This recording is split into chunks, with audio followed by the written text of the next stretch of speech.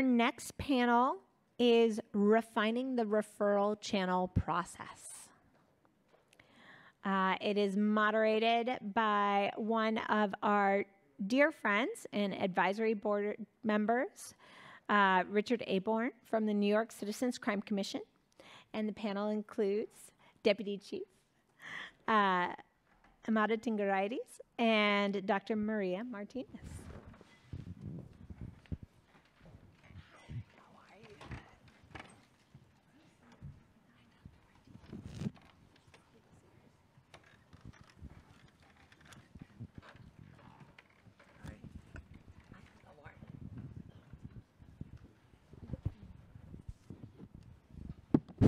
These on?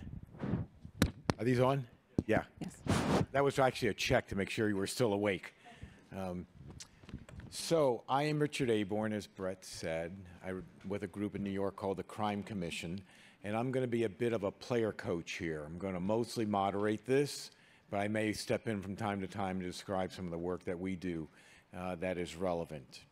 So to get us started right in, this is called refining the referral channel process. We will try and stay within the confines of that assignment, but just by definition, you understand it really is a large topic, so I imagine we'll get into a pretty substantial number of things. So I think we should start out by having our panelists introduce themselves and then describing, as we did in our prep session, what you do. And let's have some real detail about that, because you each do very different things. It's a very interesting approach. And then I will ask some questions. I may even jump in once in a while you're presenting, if that's okay, and ask you a question or ask you to clarify something. So I apologize for that in advance. It's not rudeness, just more efficient. The one thing I would ask is that we just try and avoid acronyms. LA is an acronym-rich environment, and it can be a little bit daunting. I just spent the last 5 years learning all the federal acronyms. I've got those, as long as nobody changes anything, like CP3 to TV, you know. But hey, you know, that's the last change you get. No more. So who wants to start? Chief, you want to start? I'm trying to follow the rules and go in order of the PowerPoint, right? Okay. So whose is that? Who's the that one's mine. Do you want us to dive right into the... Go right in. All right. All right. So you introduce yourself, Terry, and tell us what you do, and then jump right in. Well, thank you so much. My name is Kelly Fisher. I'm the Deputy Director of the Los Angeles County Office of Violence Prevention, and we're housed within the Public Health Department. I'm going to do my best not to use too many acronyms. We actually had acronym bingo in our office at one of our holiday parties, so it's an issue. But we're a pretty new office in the county. We were a very small program for many years, but the Board of Supervisors established our office to help coordinate violence prevention efforts all across the county. And that's multiple forms of violence. And there are so many innovative initiatives, and LA County is so large. We have more than 88 cities, that it takes a lot to coordinate this work. So we're still new. We've been at this since February of 2019. We have a leadership committee of various county departments from multiple sectors, and we also have a community partnership council to help guide our work. And this kind of encapsulates a public health approach, this quote from Angela Davis, and it's really similar to what many of you have shared today. Security is not possible as long as the physical, mental, and spiritual health of our communities is ignored. Safety and security require education, housing, jobs, art, music, and recreation. It really takes all of us to solve these issues. We have 6 early implementation priorities. We have a very lengthy strategic plan on our website if you really love to read. There's a lot of wonderful things in there. But these are our priorities right now. The first is to establish regional violence prevention coalitions in each of the service planning areas of the county to develop action plans to address their unique needs. Creating a community accessible open data portal is another priority so that together we can understand the complex circumstances of violence. Expanding the trauma prevention initiative to additional communities is another priority, and that's something I'll talk a little bit more about. Implementing a community-driven crisis response pilot beginning in South Los Angeles is another new strategy that we have, and these are meant to complement all the amazing work that's already going on in the county. Advancing healing centered in trauma-informed systems change. That's how we can equip all of our different departments and initiatives to do no harm and to support our staff to better do this more difficult work. And finally, to shift the narrative about violence and trauma to show that violence is preventable and that it is a public health issue. The Trauma Prevention Initiative is something that we began implementing in South Los Angeles back in 2016, and it's the county's community-based approach to public safety that's place-based. It invests in peer intervention strategies and community leadership and adapted to the unique needs of communities. It's very similar to the City of Los Angeles' Gang Reduction Youth Development Office, which Karen Lane spoke a little bit about this morning. And we were very fortunate last year that the board expanded us to 9 communities. So now in addition to South LA, we're already all the way up in the rural desert Antelope Valley areas in East LA, Puente Valley, and Pomona, and in the South Bay area of Hawaiian Gardens and Norwalk. So this is just a snapshot of some of what this initiative does. Our hospital violence intervention program, we contract with community-based organizations that work with trauma hospitals to engage victims of violence bedside once they've stabilized, so they can link them to case management, hopefully build rapport and get them on a better path and connect them to services. We also have a street outreach and community violence intervention initiative, which also invests in credible messengers with lived experience to respond in community. They respond to violent incidents. They provide safe passage to schools and parks. They do a lot of peace maintenance across neighborhoods and rumor control, case management and peace activation events. This picture is a campaign called Parks Are Safe Zones that one of our gang interventionists in one of our communities came up with. And we distribute these in houses around the parks and also did billboards. And this really served 2 purposes. One, to communicate to gangs that parks are off limits for violence to help support the interventionist messaging, and also build community confidence in the parks. Some of our new initiatives include the care and response team. Our new crisis response coordinator, Charlotte, is in the audience with me. She's really spearheading this amazing work. And this is meant to provide rapid in-home and in-community connection to individuals and families impacted by multiple forms of violence, whether it's an incident at a school, hate crimes, gang violence, domestic violence, deputy-involved shootings, mass shootings, suicides. We also have a new program we're working in partnership with the Department of Mental Health and the Sheriff's Department called the Family Assistance Program, where we're going to be providing peer healing supports to those who've lost a loved one from a deputy-involved shooting. I'll close with 2 big picture slides, really looking at how these community-based initiatives that we're helping to support can connect to other efforts. Many times today, the speakers have talked about the importance of relationships and social connections. That is so critical for all the work that we do together so that people can have social connections, identity, and a sense of purpose. Our Community Action for Peace networks, which are stakeholder networks, really help to drive this work in each of our small communities. Street outreach plays a really critical role in both helping to make sure that parks and schools are safe for community to be able to access them, and they also have a professional understanding with law enforcement so that they can maintain peace on the other side of the yellow tape and help, hopefully, to resolve conflicts before they escalate. Hospital violence intervention as well is really a teachable moment to hopefully help transform people's lives before they go further down the path. There's really clear linkages between all of this work and criminal justice diversion and victim services. And with the community crisis response, really working with mental health and substance youth and houselessness to really provide that safety net. So there's a lot of opportunity to see how our different sectors can work together to solve these issues. And finally, I'll close with some challenges. Really, how do we build trust between community and systems? And it's not just law enforcement, it's public health too. We can see that especially out of the COVID-19 pandemic. Equity, how do we really empower our community leaders and grassroots networks and survivors in these solutions and invest more in those community solutions to help de-escalate and divert so that we can reduce the need for those more expensive and hurtful services.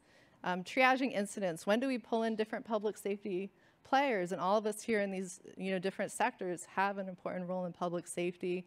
How do we coordinate across jurisdictions with the different cities, with the different states and communities in our area? And as many people have mentioned here today, How do we make sure we have enough trained staff and investments in these needed programs so that they're not set up to fail? Thank you. That's terrific. This is an incredibly comprehensive program. Kelly, if I can, just before we go on, just one quick question. And maybe you said it and I just didn't catch it. Does your office actually refer individuals who may be in need of clinical services to a clinician? Are you engaged in that, or is that handled differently?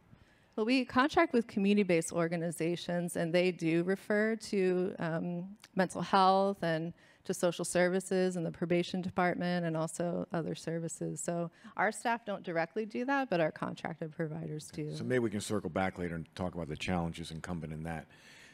Dr. Martinez? Hello. Yes, good afternoon. Okay. As many of you here probably remember, the incident in Virginia Tech, which it was one of the deadliest mass shootings in U.S. history. So the school threat assessment and response team through the Department of Mental Health was developed as a response to the Virginia Tech shooting. As you probably, many of you know, the shooter, Samway Cho, was institutionalized for danger to self. So he was discharged from a psychiatric hospital, returned back to Virginia Tech, but there was no follow-up. Same thing with campus police. They were concerned about his sexual harassment. So he was interviewed by police, but then again, he went back to Virginia Tech and there was no follow-up. His classmates and faculties, his professors expressed concern about his behavior and writings in class, which contained homicidality and some of his plans for carry out a shooting. Yet the only intervention was to remove him from his English courses and placed on a one-on-one with an English teacher. But then no one came together. The three departments had information about Samway Cho, but they did not come together to share their information, and much more so, what is the plan to intervene and assist the student? So one of the lessons learned from Virginia Tech is the importance of sharing of information.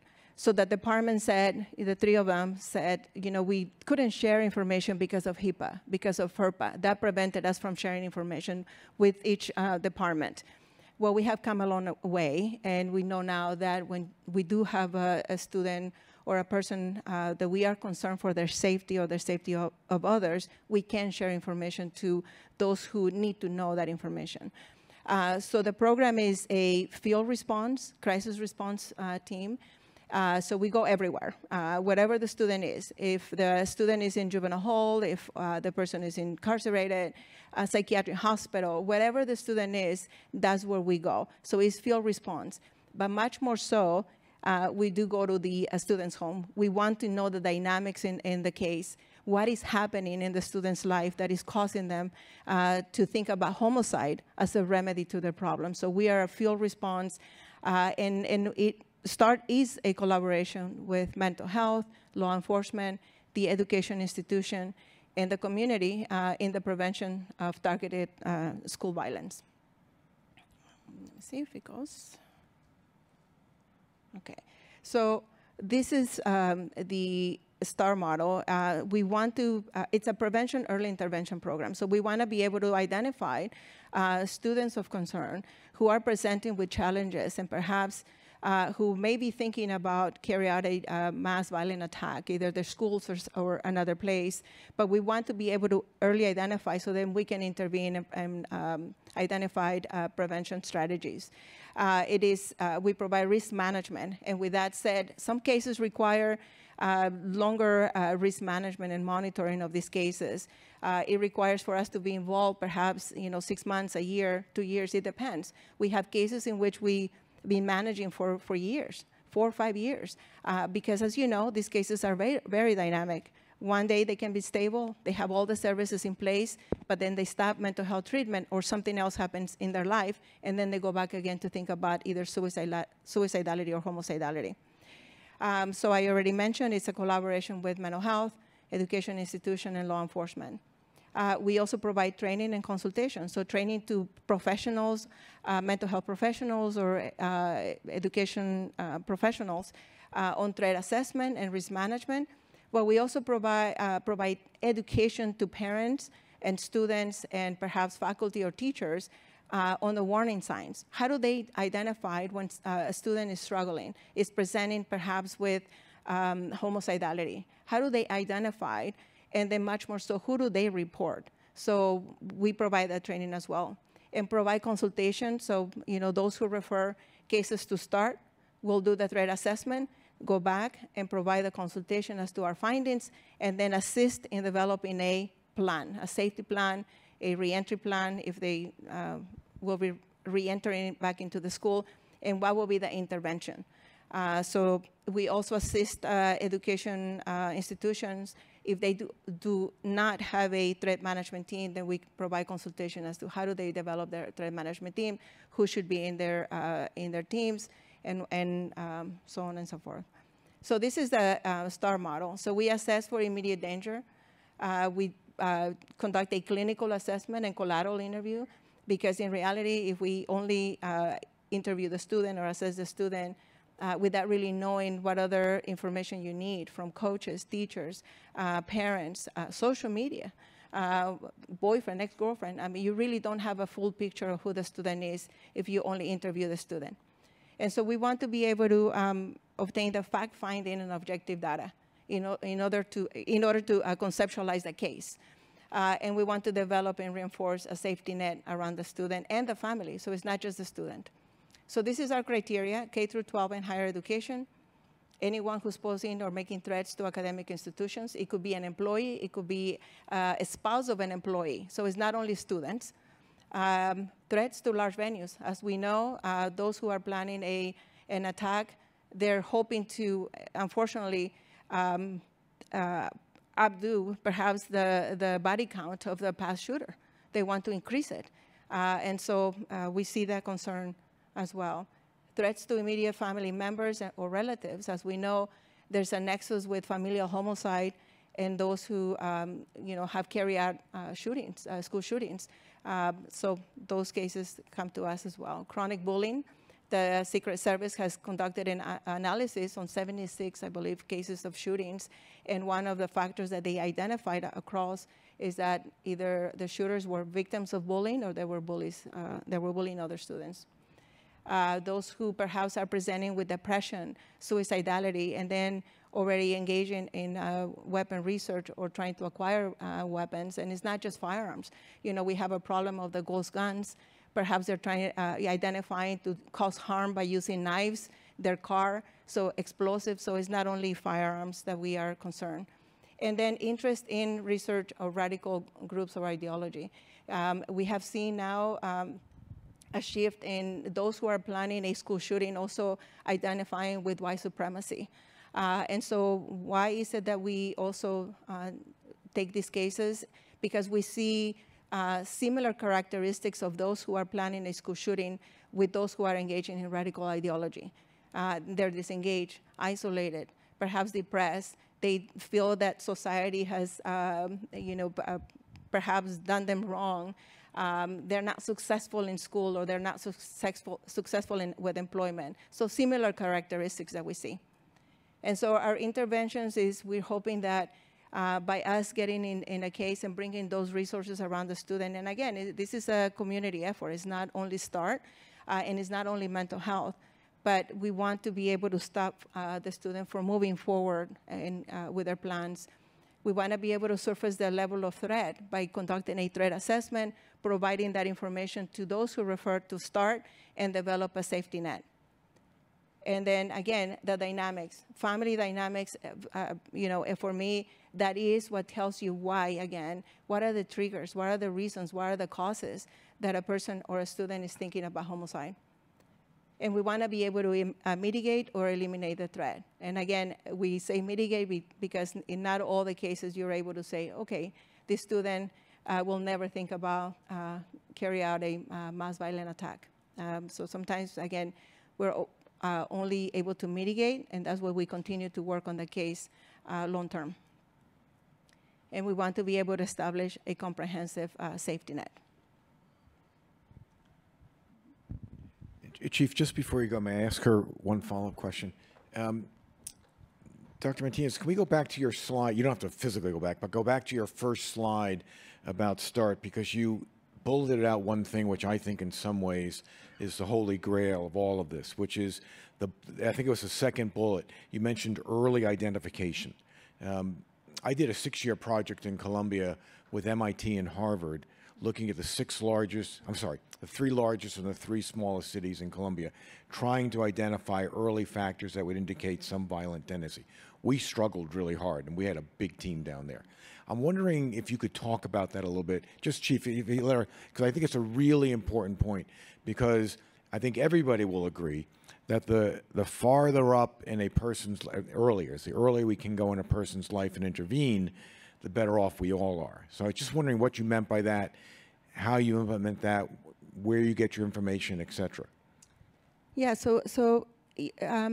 once we start completing a threat assessment and we learn more about the student and the student life, we see that there's extensive or excessive trauma, child abuse, perhaps there's substance abuse in the home, domestic violence in the home, and the students are exposed to that. Then they're also dealing with depression, isolation. We use a term in START, we say isonection, so that means that they're isolated physically from others, but they're connected in social media. And to me, it comes down to students trying to identify with someone, to get an identity, to feel that they belong and they're being part of, to be inclusive, because perhaps they don't find that at home.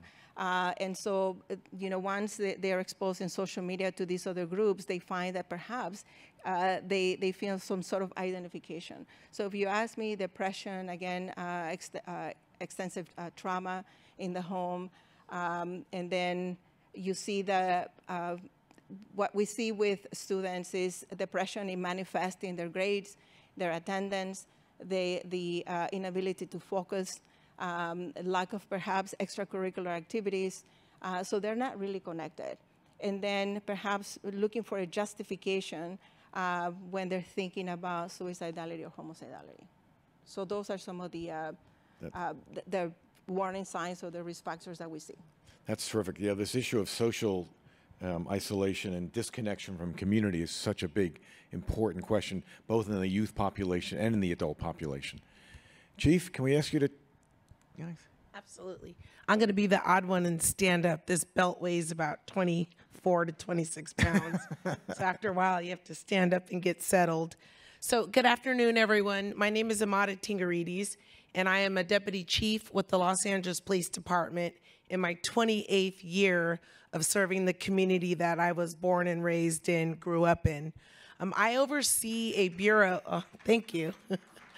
I oversee a bureau called Community Safety Partnership Bureau, and I'm really honored that we have a law enforcement perspective that really will mirror some of the things that have been talked about throughout the day, and to have a law enforcement department understand that we have to have a public health approach to addressing root causes and conditions in our community is really what this work is all about, and I want to spend some time talking about that today. I do want to uplift and acknowledge my assistant commanding officer, who is a civilian, purposefully selected as a civilian to work alongside me doing this work within the LAPD, and that's Mr. Joel Lopez, who's here, and some of our partners that I'll talk about a little later throughout. So what is CSP? So the Community Safety Partnership relationship-based policing model started with the LAPD back in 2011, and Connie Rice, who's a civil rights attorney, was the brainchild of this policing concept, and it was created in reality for LAPD to prevent being sued again by a civil rights attorney, but also created because it was the right thing to do. We had conditions in our public housing developments in South Los Angeles in the community of Watts that had high amounts of stress and trauma and violence. And the LAPD went about responding to that stress and that violence from a suppression enforcement lens rather than a relationship building public health lens. And at the time, Connie Rice met with Chief Charlie Beck in the Housing Authority, City of Los Angeles, and said, crime is up, relationships are down, we need to rethink how the Housing Authority is held responsible for ensuring that our most marginalized communities in this city are safe, and law enforcement needs to come up with a better way in dealing with trauma and stress and people in communities that are living in conditions like the public housing developments. The traditional methods we were using within LAPD wasn't working.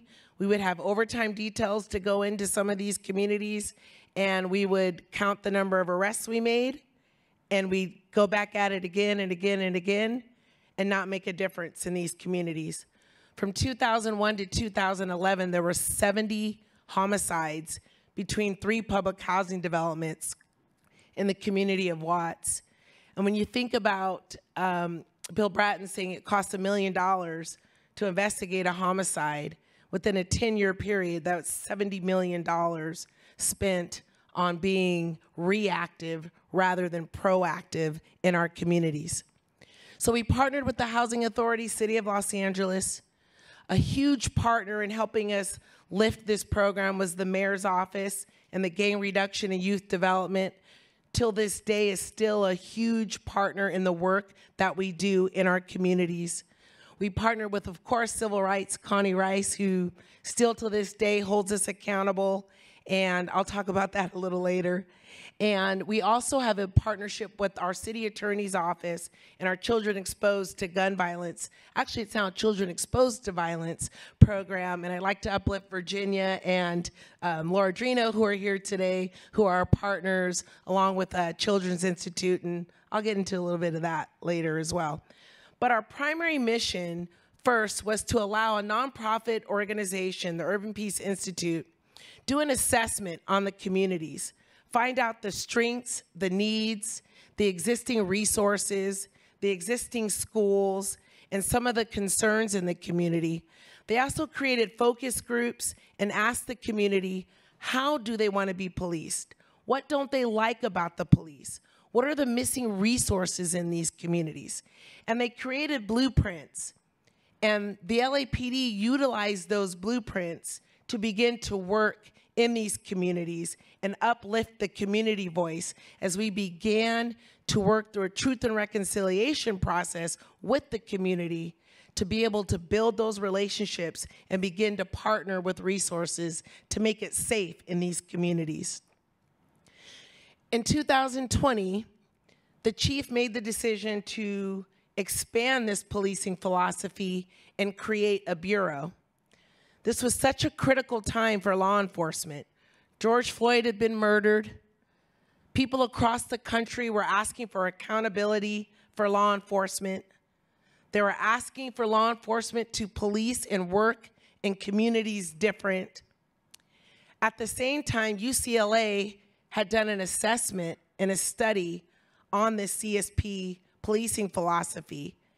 And in 2020, that assessment came out. And what the assessment said about the CSP policing philosophy was that trust had been built over a decade, violent crime had been reduced, but the LAPD had much more work to do to embed this philosophy beyond the communities that they were in, but to change the culture of how we work and police within the LAPD. So in 2020, I was in Murrieta at a winery, and I got a phone call from the chief of police and said, be in my office Monday morning at 8 a.m. I'm like, oh, I gotta cut my trip short one day. I show up to his office and he says, this study came out. I've seen the work that this philosophy has done within our organization. We have a lot more work to do. I was a captain at the time. I'm gonna promote you to a deputy chief. You're gonna create a bureau, and you're gonna ensure that this public health model gets embedded throughout the LAPD. The second person in the history of LAPD to promote from a captain to a deputy chief.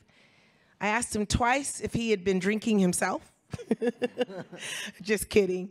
But we took on the challenge. And I know that it wouldn't be me that was leading this challenge, but it would be the community and our service partners right alongside me to really embed this philosophy throughout the LAPD. So I talked about the UCLA recommendations. So what is community safety partnership, and how does it tie into referrals and working with nonprofit organizations and mental health and having a public health approach to policing in our communities? So we have a mission statement and we have core components. When you work with police officers, you have to give them bumper rails so that they truly understand the mission and the role that they're going to embark on. We'd already done so many things outside of the box with this policing philosophy. We allowed outside entities to come in and tell us what the community wanted, and we took that to heart, and we ensured that we began to work in the community the way they asked us to. We partnered with the civil rights attorney and allowed them to teach us about public health, to teach us about policing the teen brain, how to interact with intervention and prevention services, and what does trauma look like. And our officers went through a month-long training with this much about policing, but 90% about all of the things that have been talked about today. And then out of that training, we came up with 5 core components to ensure that our officers had the bumper rails to work in these communities. And our core components are community engagement, and not necessarily coffee with the cop or having a meeting just to meet, but really getting to that level of the community and listening and hearing and learning and engaging. We do safe passage. That was talked about a lot today. Our officers make sure that kids get back and forth to school safely. We also do safe passage in our shopping centers, in our parks, to ensure that it's safe. All of our officers who work in this program are promoted. Traditionally, in order to work a specialized unit, it would be the gang unit or SWAT or Metro or a senior lead officer. Every single officer that interviews to work within this program is promoted to work in this program. And so I wanted to mention that because that's a cultural change within our organization to uplift that this work is important and community engagement is important. Enhancing community capacity, public safety, and wraparound programming. So based off those 5 core components, these officers agree to work in these communities for a minimum of 5 years. That way they build the relationships, they know who the people with the license to operate are in the community. They know who their intervention and prevention workers are. They know who their service providers are, and they are invested in this community. When we started this in 2011, we never had an officer leave unless it was for a promotion or a retirement.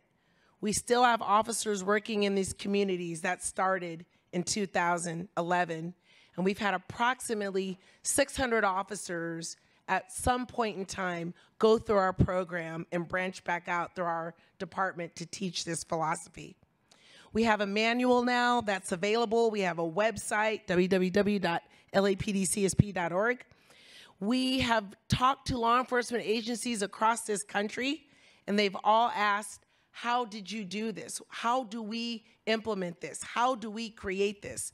So we created a manual, very different from the traditional LAPD manual, where we talk about trust building.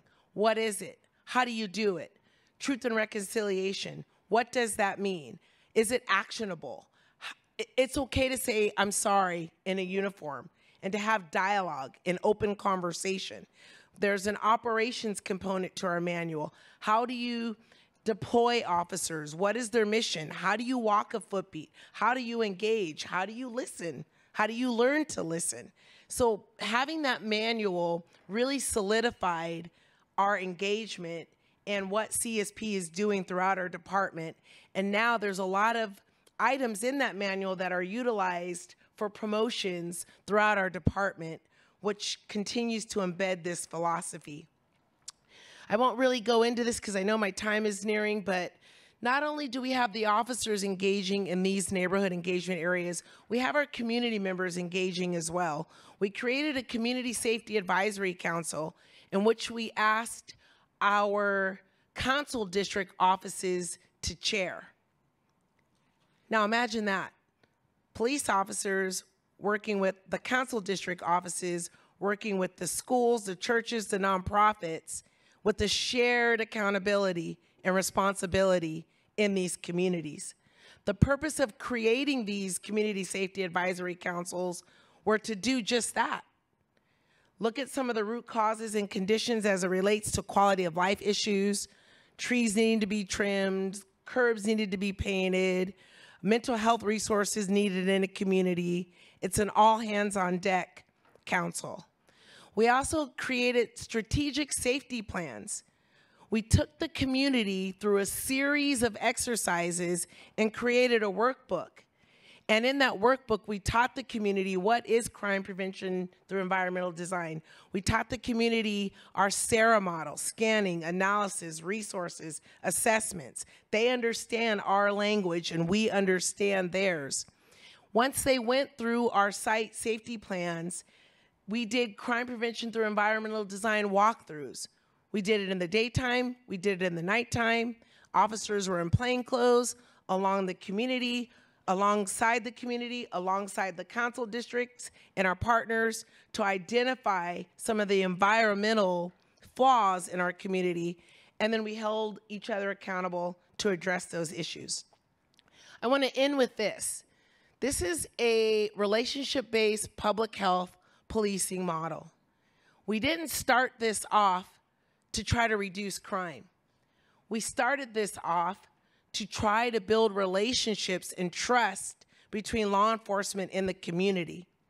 We're in our 12th year of this policing model, and we've had continual years of violent crime reduction numbers in some of the most violent parts of our city. And it's not because we went in from a suppression arrest perspective, but we went about it from a holistic, all hands on deck partnership approach. And with that, we ended last year in our community safety partnership sites down 70% in homicides. We had an increase in our rapes, and those were all family related, not stranger rapes. We ended 9.8% down in robberies, 10.4% down in aggravated assaults. The most compelling reduction, which helps stop the cycle of trauma and stress in communities, is shots fired and victims shot. And in 2020, when we saw an increase across the city in our violent crime, we saw decreases in shots fired and victims shot in our community safety partnership sites. We also had decreases in our property crime. And I think with that, back to you. Chief, thank you so very much. That was terrific. I have to say, yeah, that was really fantastic. I'm very fortunate. I know Connie Rice quite well. We've worked together with LAPD, and I have to say, she is the only civil rights litigator, makes her a living doing litigation, that went out to put herself out of business. And that's what she did. It was just remarkable, the effort you all put into this.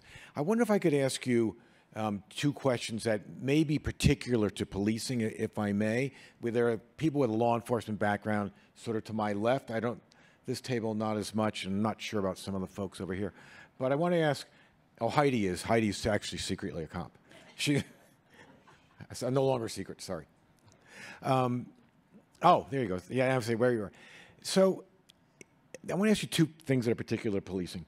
But one of them harkens back to a question Brett asked, and that you actually mentioned here, which is about institutionalization.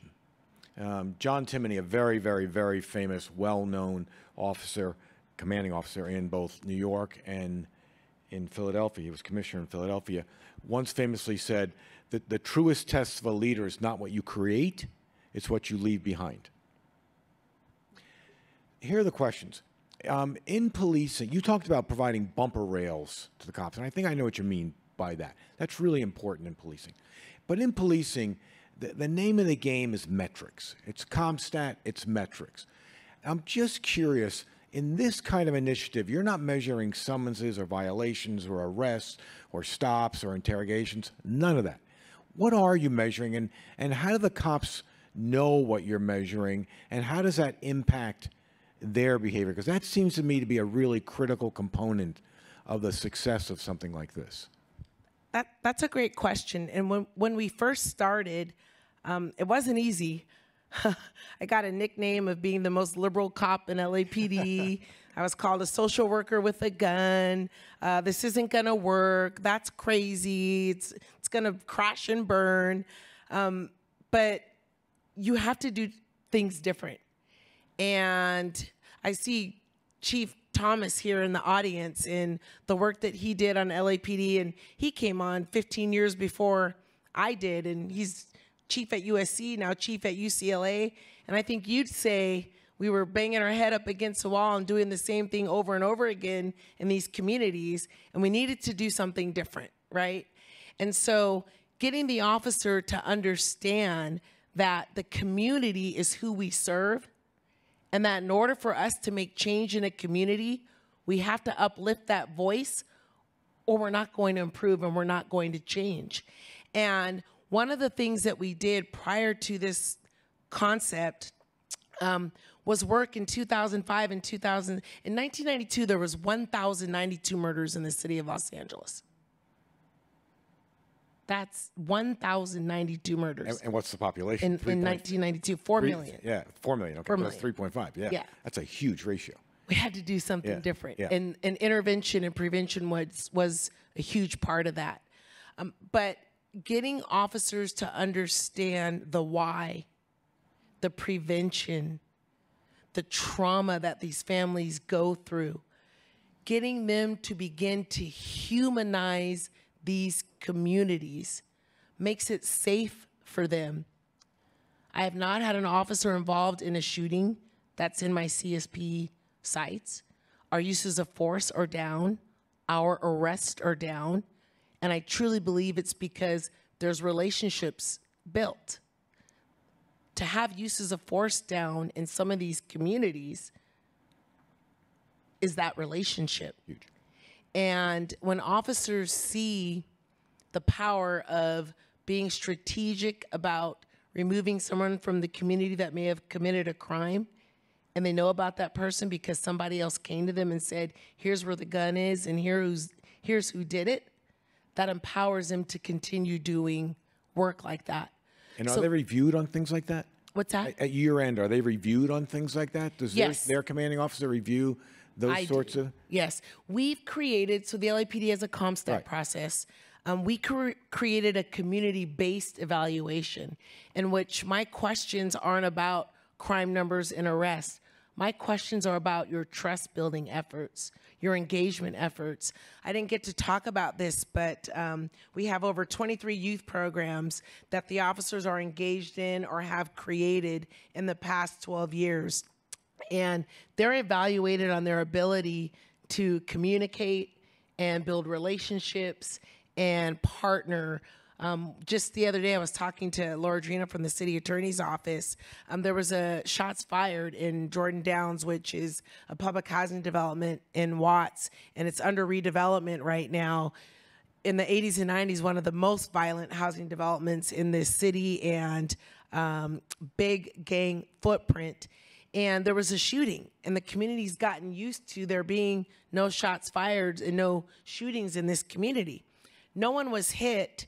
However, there was a residence that 6 kids live in, and that house had been riddled with bullets, and by the grace of God, no one was hit. One of our officers happened to be driving around with a mental health clinician from Tessie, Cleveland, giving her a ride along. And it's not odd for the community to see officers with a therapist in the car, or CSP officer with a therapist in the car. And the family came up to our officer and said, you were off yesterday. There was a shooting, Officer Rice. The kids are scared. And all the kids came up and hugged his leg, and they said, we were scared, we were scared. And we said, well, hey, we're riding in a car right now with the clinician. And they, right there on the spot, talked to that family, did some follow-up with the family, and they're now treating that family. And that incident, to see an officer and kids run up and say, we're hurting, we're scared, and then us being able to say right here on the spot, let's get someone to talk to you, is impactful for the officer so that they don't feel like the work that they're doing is frustrating. This type of philosophy is good for the mental health of the police officer as well. Big time, big time. All right, so I'm going to ask you another question particular to this, but it actually leads into something I want to bring to the entire panel. And it's this. We know each other. You know I can be a little blunt. I was a DA for years, but I'm sure you can take it. Go it's not for going to be it. the first time, right? You used to, in all the years I've been working in and around policing agencies, both in this country and around the world, I've never, ever, ever heard a cop use a phrase that you've used, particularly a commanding officer. And I want to ask you about it, because you used it, I think, on purpose, with meaning, and you used it 2 or 3 times. 2 or 3 times you said, this is about truth and reconciliation. 2 or 3 times you said that. Last night, a group of us were talking about the role of implicit bias in life in general, the whole notion of othering, but in particular in policing. You know, because you know what we tried out here, talking about implicit bias can be explosive with cops. It seems to me the notion of truth and reconciliation, which by definition implies an acknowledgement of a wrongdoing. I'm assuming you're using it in the Southern African sense of it, both South Africa and Rwanda, that it implies an acknowledgement, and in your context, an acknowledgement by the cops that something wrong has happened. Can you talk about that a little bit? Because I find that fascinating that you would use that term. It shows me just an enormous amount of progress. Yeah, it's important, and we don't get it right all the time, and it's important that we acknowledge that. And when you acknowledge that, you have a breakthrough, and you're able to work and get things done in the community. And we started off by having heavy, hard conversations, and for the first time, the police shutting up and allowing the community to tell us how they feel.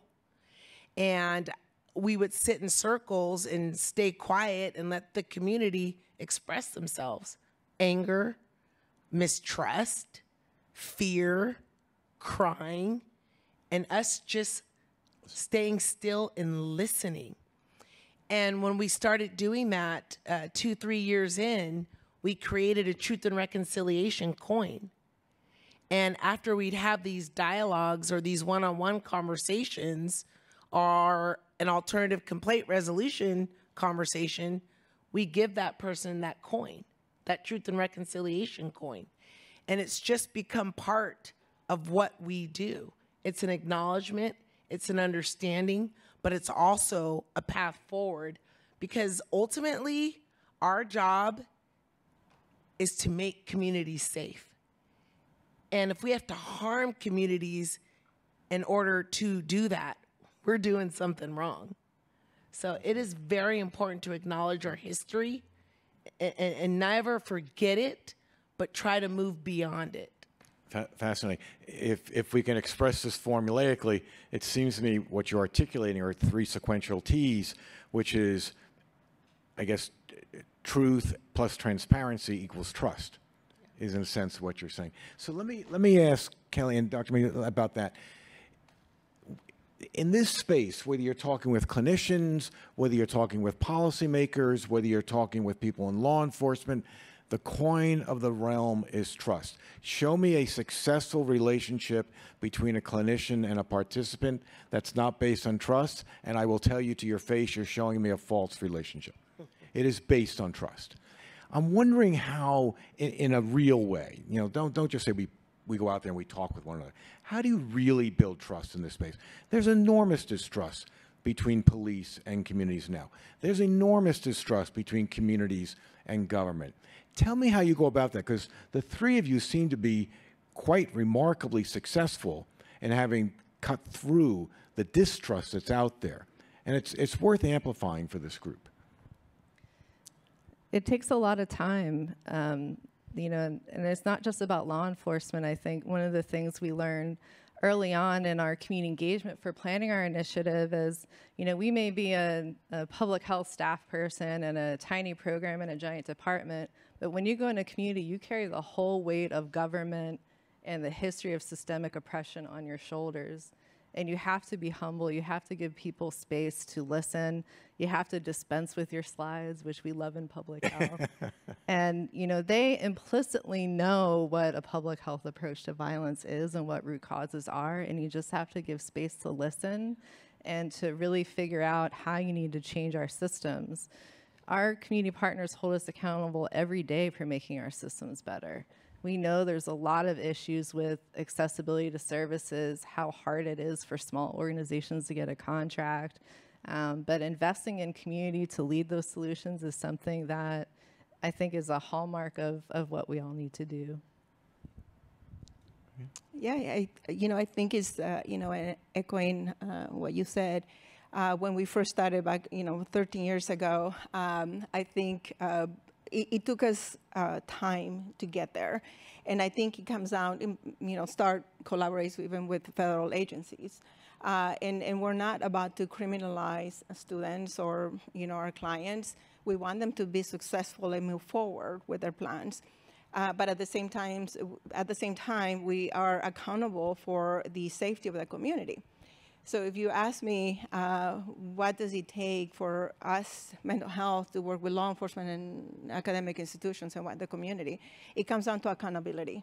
Are you accountable to continue with the commitment of public safety, and that you will do what it takes to help the client to, again, develop that safety net and those resources, not just with the individual of concern, but with the whole family and the community.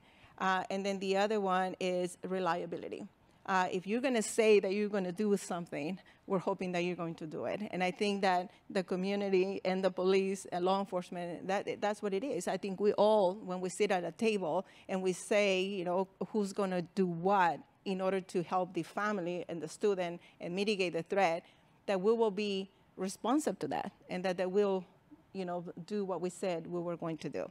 So accountability and to be reliable, I think that's what comes down. Chief, do you want to add any more to this? You completely agree. Yeah, fantastic. Neil, where's Neil? Neil, I'm sorry, I did everything but write down what time we're supposed to end. How much time do we have? All right, great. I could talk with you guys. And, I lose everybody, but I could talk to you guys all day. And if I may add, I think real-time response, because these cases cannot wait a week or a month, is real-time response. And I think we have hold on to that to be accountable and to really respond in real time. Yeah, and the stepchild of that, particularly Kelly with you, is that if you go into a community and the community identifies something that they want ameliorated and you don't respond, you lose trust then. That is, I'd much rather see you not go in than go in and not respond. All right, let's bring this down now a little bit to some more narrow questions that maybe in some ways are a little bit closer into the subject matter. Again, I could talk with the three of you for the entire day about 100 different things. Tell me, if you would, the kinds of cases that you're seeing and the context in which they come up which you think, result in a referral to some sort of clinical setting. I mean, what do those look like? What are the behaviors you're seeing out there? Who's making those decisions? Who's receiving the referral? How effective is that process, et cetera? Because you probably each have a different context for that. Chief, you want to start? I'll start, and I think I'll focus on our partnership with the Children Exposed to Violence with the Children's Institute and our city attorney's office. When we first started, I talked about giving officers bumper rails. We needed to come up with a way that officers understood the purpose of the referral and that they would feel empowered and understand that making that referral helps make their jobs easier. And we had this opportunity to have someone respond to a critical incident, a shooting, a homicide, a robbery, any critical incident that creates trauma in our community, and to have someone respond within 24 hours to provide services to a family. And so I remember we were talking with Laura Drino, and we're like, well, officers love things in their pockets. Like we have little pocket cards and cheat cards, and like this is like our go-to. You see a cop go like this, like it's not bad. It's like, ooh, I got something. And so we came up with the idea of creating these pocket referral cards for officers to fill out, and then they were supposed to take the card, put it in the watch commander's office, and then someone from the city attorney's office would come to the watch commander's office to get that referral. Part of that process, too, was ensuring that Laura Drino from the city attorney's office got every single crime report that occurred in that community. And she'd wake up every morning, drink her coffee, she still does, and she reads every single crime report, and she scours it to ensure that in case there wasn't a referral and we missed something, that she's looking at it to find out if there are any children or families that had been exposed to violence. So we started that two-part series where the officers would complete the referral and then Laura would get the crime reports. We have developed a relationship so much so now that we don't really use the referral cards anymore. The officers are calling Monday through Sunday from 1 in the afternoon to 2 in the morning because they understand that that referral and that resource is there. We also have, and that's for the mental health, the clinicians, the outreach workers to respond within 24 hours of a critical incident in our communities. We also partnered with Tessie Cleveland, that's part of that package, and the officers have gotten used to those clinicians and those workers to where they reach out and there really isn't a referral for that. We do have the 311 app for quality of life issues, for bulky item pickup, for graffiti removal. There's an app on the officers' phones. They understand how to utilize that. But knowledge is power. And when you're a police officer and you're responding to radio calls and you're dealing with people's personal lives, it's hard to forget that important link in that connection. So it's educating them and figuring out a referral process that works where the officer is going to do it and not miss a beat.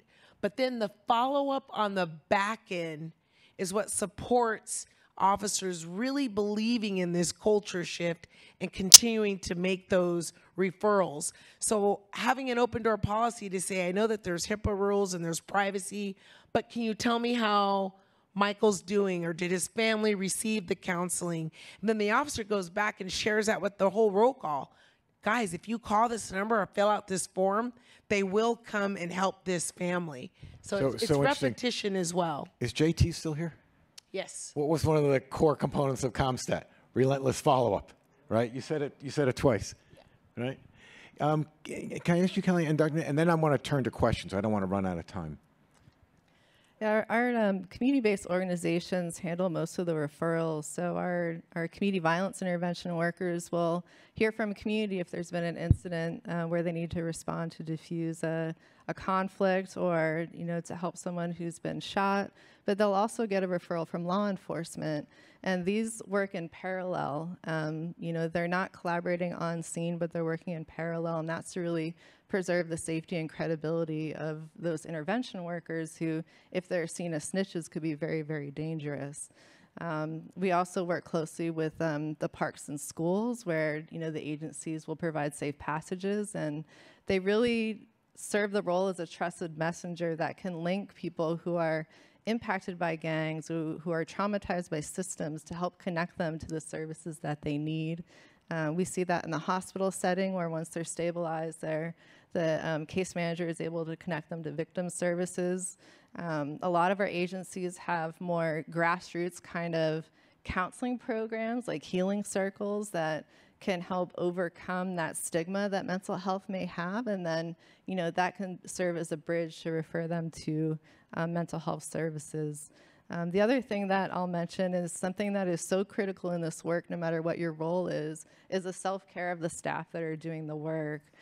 So we're trying to find more investments in supporting our intervention workers to be able to practice self-care, to include self-care in their budget, to do their own healing, because this work can be incredibly traumatizing, and we know that's true for law enforcement, for clinicians, for all kinds of different sectors. Huge issue in law enforcement.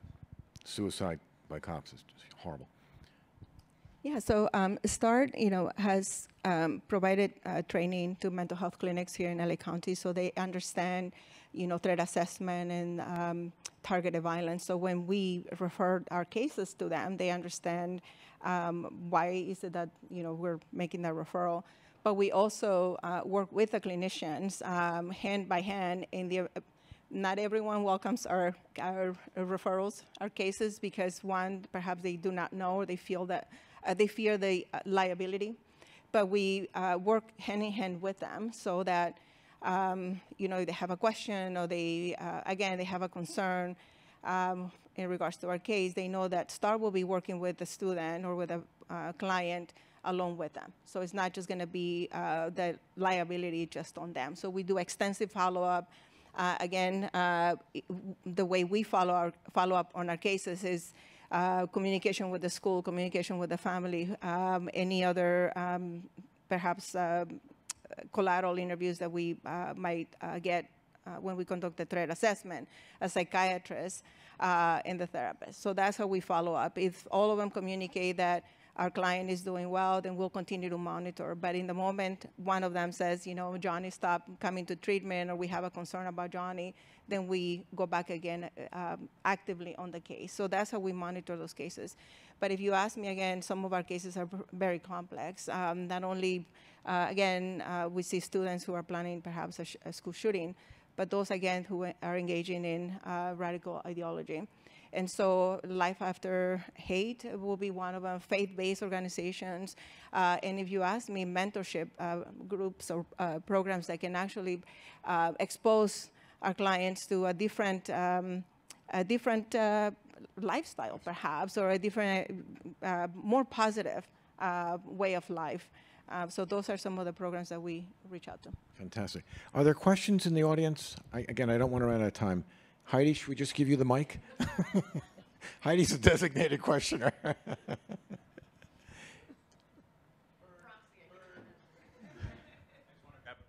Heidi brings her own mic to all these. Yes.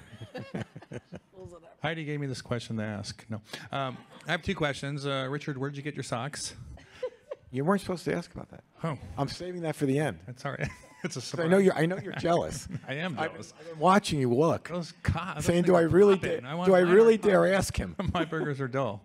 Deputy Chief, for what I'm listening to, obviously I'm familiar with the program, and it's an amazing program. And it seems like the success is part of it has to be a large contributor to not rotating the officers out, building that trust in the community.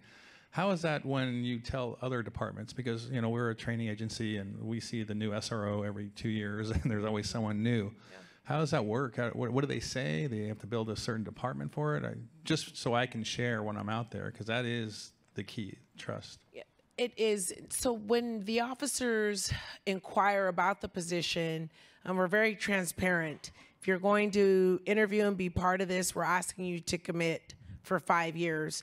We also have them sign a waiver saying that they will commit for that 5 years.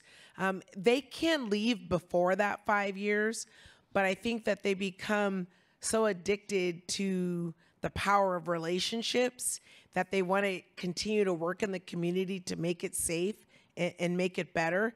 And most officers that do leave, they leave for a promotion, and then they end up coming back to either be a sergeant or a lieutenant or a captain. So currently right now I have under the command, there's only 113 of us. And we're in South Los Angeles, East LA, San Fernando Gardens, and the community of Watts. And I had a sergeant work in 2012 and 13. Then he was a sergeant, then he made lieutenant, then he made captain, and I brought him back to be a captain to oversee some of our teams. So we've had officers that have started off as senior lead officers and now come back to oversee because they just believe in that concept. But really, it's just being transparent from the beginning. We're asking you to commit to this community, and most of the officers want to work because they're interviewing to be part of the program, so we don't have a difficult time with them staying. And then you said they leave the remote and then they come back in. Yes. Yeah, and they come back in if I have an opening. Like when we created the bureau, I needed to create a whole administrative staff to support the operations. And so now they have an opportunity to work different ranks within a bureau now, so that they find themselves wanting to come back to interview for vacancies. Yeah. I have a two-part question. The first part is, when we look at the blueprints for violence prevention and those programs that are research-based that work, one of the things that you look at is, for every dollar invested, does it save or cost us more money? So when you look at one of the most effective programs out there, especially in a public health world, is the home visiting nurses, getting home visiting nurses and increasing that. Have you guys done what the cost of your operation is and what you believe the savings are? Because you have to articulate that and talk about that kind of data. Great question. My money guys over there.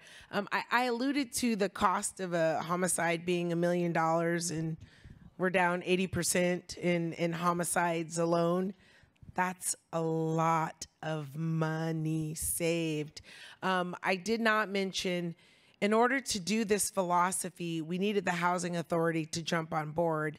We have 9 teams in 10 areas across the city, and they're in the public housing developments in 2 parks. So the housing authority put some skin in the game. They pay for the promotion or the upgrade of the officers. They pay for the overtime associated with the officers working in the housing developments. And they also provide the funding for our youth programs that we do in the community. So there's some leverage there from our partners to sustain this. It's an expensive program. The chief is saying, I'm going to take officers from other parts of the city to put them in our most vulnerable communities with their base salaries and all to commit to this.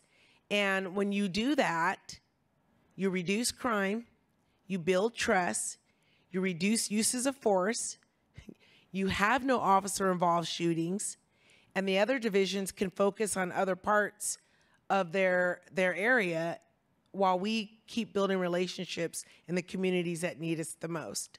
So the answer is yes, but no, but yes. No, thank you for that. I'm sorry, Kelly. Can you did you want to respond? Yeah, I think investing in upstream strategies is always going to be more cost effective than investing in schools, and youth programs will be more cost effective than law enforcement or medical care. And we have looked at the cost effectiveness of our street outreach program, which is also an evidence-based program across the country. I don't have that in my pocket. I probably should. But something we also see is that community-based strategies are always more cost-effective. However, we're grossly underpaying these agencies. They're barely making a minimum wage because there's so little funding for this work, and we're asking them to do incredibly dangerous work without a pension, without authority. So yeah, it's really an equity issue to really invest more in paying these community-based strategies more. Well, and thanks for making that point. That's so critical, because the sustainability of this could be an effective solution, and people investing in it or being able to replicate it. The last question, I keep hearing about the START program and the referral process, which for one, that's awesome, because when you go around and you have schools doing threat assessment, and everybody, it depends on how often you do them, but it sounds like in the referral process for you, does that cost anybody money? So one of the issues we see is that schools hesitate to refer someone to mental health care or for a higher level because who pays for it? And I'm wondering if you have that challenge, or where does that money come from, or how does that work? No, the START, there's no cost to the program, and the funding comes from the Mental Health Services Act. And so there's no cost. And if a student or a person basically don't have any health insurance or any means, we have what they call indigent funds through the Department of Mental Health, so there's no cost for mental health treatment. So there's no cost for any of the referrals. Our referrals come from all the school districts, higher education, law enforcement, our mental evaluation teams with SMART, LAPD, and the sheriff's department, and we have 43 teams within the 43 local police departments. And then we have our psychiatric mobile response team. So all these teams make referrals to us when they go out and assess perhaps someone on suicidality, and then they identify that there's a nexus to an academic institution, and then the person is, again, not only thinking about taking their life, but also homicidality. So there's no cost. Neil, any online questions? I didn't see any online, but we do have time for one more. If not, I'll ask of. Yes, sir. Back by the brownies. I had to call you out. Come on. Guilty as charged, except I was having the meat and crackers. So anyway, getting back on track, my question was that with this consistency with the officers to build the trust, has there also been any specific activities that you've done, like icebreakers and things like that, like coffee with a cop and things like that, that they do at different places to build that trust in advance of, left of boom, per se? And what has seemed to be the most successful that builds the most trust, or which group of activities? That's a great question. It takes a year to stand up a CSP site. And we don't just pick 10 officers and go out into a community. We work very closely with the Urban Peace Institute. They conduct focus groups. They do outreach. They create that needs assessment. They do a public sentiment survey. How does the community feel about law enforcement? All of that engagement and outreach happens a year before an officer even steps foot into these neighborhood engagement areas, and that is done independent of us. We are brought in once those assessments are done. We then meet with those focus groups. We put our officers through a 3-day community safety partnership school, which consists of representatives from the council district, the schools, the churches, intervention, prevention, policing the teen brain, public health. Connie Rice comes in and teaches. And so there's a comprehensive training strategy along with a year-long, really in-depth, embedded relationship building that occurs before we even stand up a CSP site. So when we're ready to go into that neighborhood, we've already got a relationship. There's an understanding of the needs and what's going on in that community. And then the officers build off that year platform leading up to. Okay, so we have 2 minutes left. So we're going to do a lightning round, okay? So without using the word resources, and in 45 to 60 seconds, that's a lightning round. That's a lightning round. Tell me your biggest challenge, but don't say resources. Everybody says resources. What's your biggest challenge, each of you? Wow. Okay. Stump the panel. I can't use the word resources. No, you're barred. Biggest challenge? Okay, biggest challenge. Changing culture. That's what I thought you'd say, yeah. Collaboration. Accountability. And the speed at which that all happens. Fantastic. Kelly, Dr. Matias?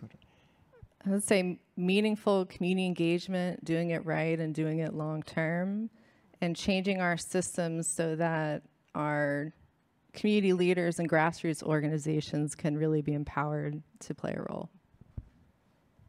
Mental health clinicians that can address the complexity of these cases. And now we're facing another challenge, which is telehealth. In my opinion, our cases, like I said, they're very complex.